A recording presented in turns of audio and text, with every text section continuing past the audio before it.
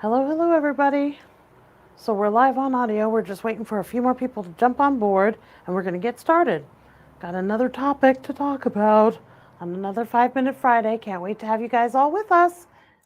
Going to be getting started here in just a few seconds more. And here we go. Hi, everybody. I'm Kathryn from the Sewing Studio at Lady Lake and the Sewing Studio Fabric Superstore. Welcome aboard. Okay, today's topic for this 5-Minute Friday is going to be raw edge applique.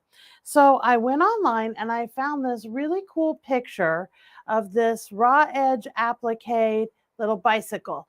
And I thought, okay, that's cool. How can I do that, but just differently my way? Because, we always want to do it our way. So here are some tips and tricks to help you have some successful raw edge applique. Okay, so first, these are some things that you're really going to need. Very sharp, very pointed applique scissors. When you're cutting into little corners and divots and grooves, the sharper your scissor, the better off you are. I love my Kais, but there's a lot of different kinds out there.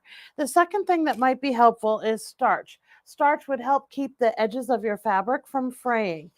An optional thing that you can have. Wonder Under is a kind of like glue-based fusible item. So it's got glue on one side and paper on the other. So you can print out a template on this, and then that way you can peel off the paper and put it right to your fabric, and you can cut out that way, and it'll seal your raw edges. So that's an optional thing as well. All right, so once you've got your piece ready to get underway, something to think about if you're sewing, you want to go to the internet, and all you have to do is search for line drawings of, and then whatever subject you want. So I searched for line drawings of a bicycle. The image area of Google, of course, is where you're going to go, because then you have images that you can actually print out to use for templates.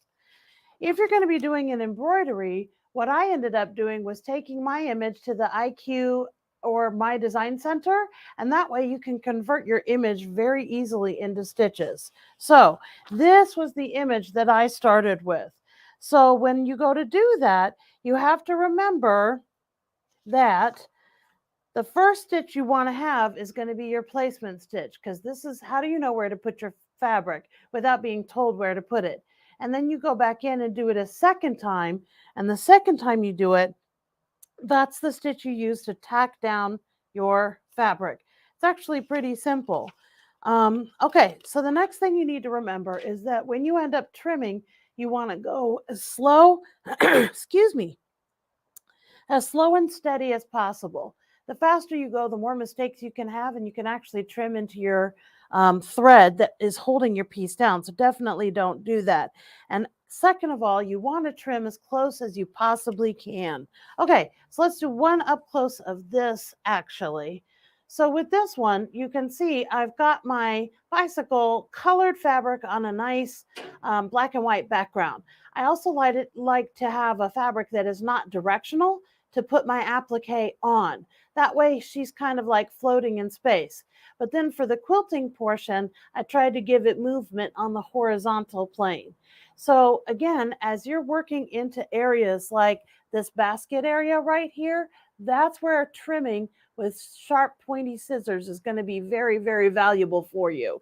And you can fussy cut your fabric. Your local fabric store is probably going to have all different kinds of items available to you in all different scale. So like for the basket of flowers here, I needed to find a print that had tiny little flowers that were going to fit in this 2-inch space and look like a basket of flowers.